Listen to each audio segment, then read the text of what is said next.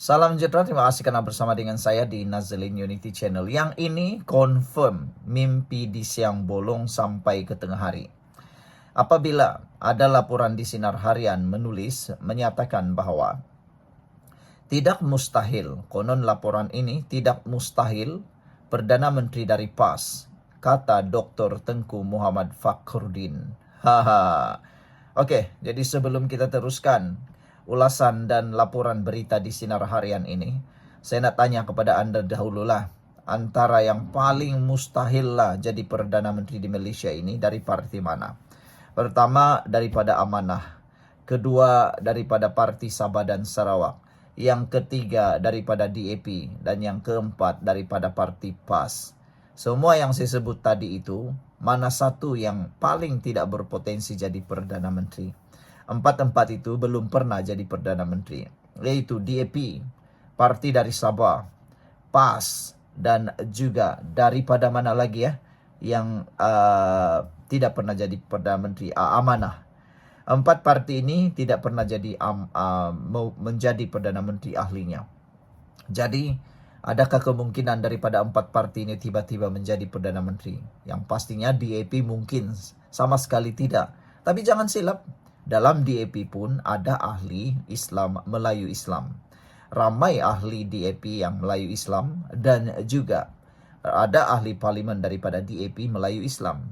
Jadi, itu pun tidak mustahil. Dan lebih lagi, DAP mempunyai kerusi di serata Malaysia, di seluruh negara, seluruh negeri. DAP ada di seluruh negeri, dia ada kerusi kecuali di Terengganu, Perlis dan Kedah. Kedah adakah? Saya tak ingat lagi lah. Tapi DAP mempunyai kerusi di Sabah dan khususnya di Sarawak kalau saya tak silap ada juga. Jadi DAP mungkin ada potensi jadi Perdana Menteri kerana ada sokongan daripada Sabah dan Sarawak. Begitu juga dengan Amanah. Amanah pun mempunyai pemimpin yang berpotensi menjadi Perdana Menteri. Mereka, Amanah ini diterima di Sabah dan Sarawak, bahkan mempunyai rakan di sana, yaitu PKR. Jadi, Pakatan Harapan DAP. Jadi sekarang ini, nak tanya. Bolehkah PAS menjadi Perdana Menteri? Bila agaknya PAS boleh jadi Perdana Menteri? Namun ada beberapa ulasan daripada pengulas politik dan netizen menyatakan bahawa selagi PAS tidak dapat menembusi dan memujuk parti politik yang ada di Sabah dan Sarawak, PAS tidak mungkin akan jadi Perdana Menteri. Selagi PAS masih lagi bermain dengan politik ekstrim, selagi itulah dia tidak akan dapat jadi Perdana Menteri. Tapi inilah pandangan daripada ahli PAS. Tidak mustahil Perdana Menteri daripada PAS katanya. Tapi ada netizen kata, entahlah, selagi tiada sokongan dari cukup kerusi, jangan mimpilah, kata mereka. Pemuda PAS mengakui parti itu memiliki calon yang mampu memenuhi kriteria serta syarat-syarat sekaligus membolehkannya memegang jawatan Perdana Menteri. Ahli Jawatan Kuasa Dewan Pemuda PAS Terengganu, Dr. Tengku Muhammad Fakhruddin Tengku Fauzi berkata, ia diperkukuhkan dengan ciri-ciri kepimpinan bijak, strategi berkesan dan kerjasama erat bersama berbagai pihak.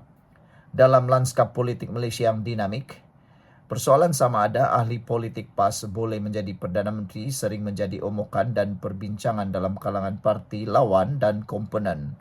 Untuk memahami kemungkinan ini, kita perlu meneliti beberapa perkara utama yang diperlukan untuk memegang jawatan dalam kerajaan Malaysia, katanya.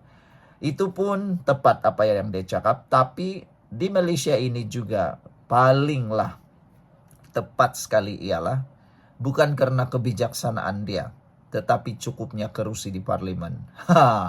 Banyak pemimpin di Malaysia ini bijak-bijak, tapi bila tak cukup kerusi, dia tak boleh jadi Perdana Menteri.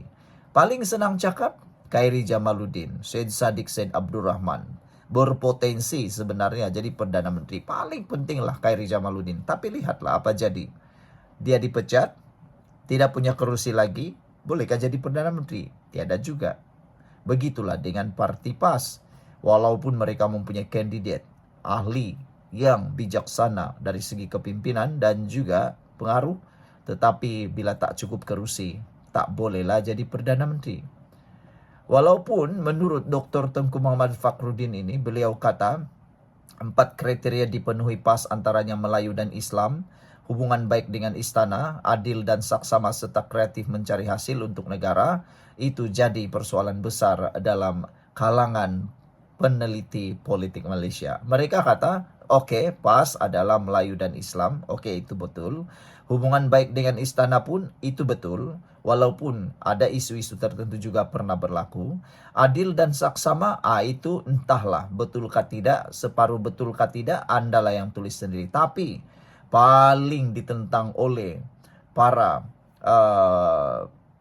bukan penyokong PAS ialah katanya kreatif mencari hasil untuk negara. Yang ini kata mereka tak tepat sama sekali. Karena boleh dilihat di mana-mana negeri yang dipimpin oleh PAS, belum ada satu negeri pun yang mencapai negeri yang terlalu maju. Negeri maju. Banyak ketinggalan, terlalu ketinggalan jauh. Lihat saja Kelantan, kata netizen.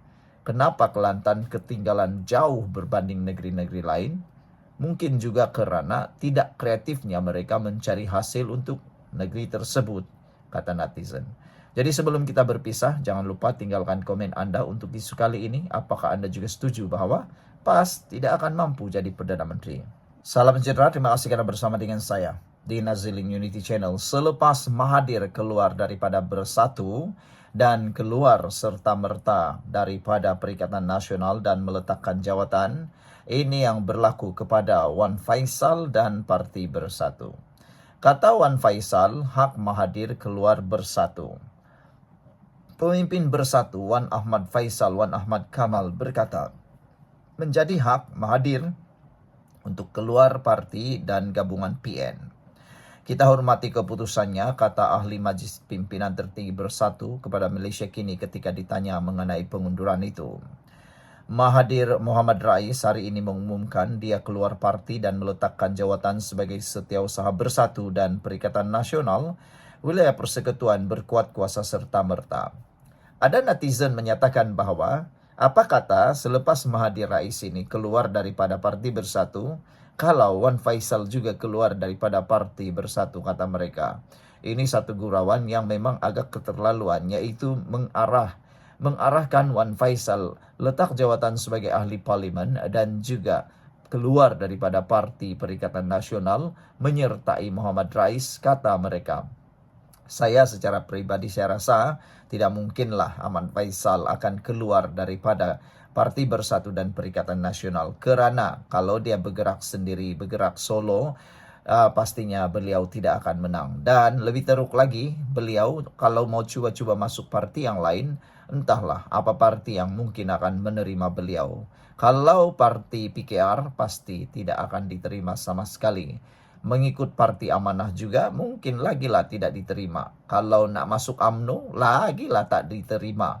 Dan yang paling teruk sekali, DAP. Kalaulah dia mau masuk DAP, itu lagilah mustahil lah kan. Okey, Wan Faisal juga menolak tanggapan lebih ramai ahli akan keluar parti kerana sentimen seolah-olah Bersatu dan PN menyokong bekas Perdana Menteri Najib Razak. Terdahulu, Mahathir mengumumkan peletakan jawatannya serta-merta melalui sepucuk surat yang ditujukan kepada Ketua Bersatu dan PN Wilayah Persekutuan Muhammad Razizuddin. Mahathir tidak memberikan alasan bagi keputusannya, tetapi sebelum ini, dia pernah mengkritik tindakan PAS rakan parti gabungan PN yang menyertai Himpunan Solidariti Najib. Dia menyifatkan penglibatan pembangkang itu sebagai mengecewakan dan berbau oportunisme politik. Sebelum ini, UMNO dan PAS telah bersetuju untuk bersama-sama hadir dalam Perhimpunan Solidariti bagi menyokong Najib pada 6 Januari di Mahkamah Rayuan Putrajaya. Walaupun UMNO menarik diri kemudian, namun PAS tetap meneruskan perhimpunan seperti yang dirancang dengan bergerakan ahli dan penyokongnya. Pada Kamis, Wan Faisal yang turut hadir dalam perhimpunan itu berkata partinya tiada masalah dengan tindakan PAS mempertahankan Najib secara agresif. Jelas ahli parlimen macam itu kehadiran pemimpin PN dalam perhimpunan itu juga kerana tita edendum yang diperjuangkan Najib membabitkan isu kepentingan awam. Tapi ada netizen yang menyatakan bertanya soalan penting. Kata mereka, tita edendum untuk Najib itu diperjuangkan bukan untuk kepentingan awam, kata netizen, tapi untuk kepentingan politik PAS semata-mata. PAS hanya mahu menunggangnya, kata mereka. Apa kepentingan untuk awam, untuk tita edendum itu? Tidak ada apa-apa. Ianya hanya untuk mau dapatkan tahanan Najib. Kalau Najib berjaya, apa pula kepentingan awam? Itu yang menjadi persoalan. Jadi PAS sebenarnya yang ada kepentingan dan manfaat politik. Sekian dulu untuk kali ini. Jangan lupa tinggalkan komen Anda.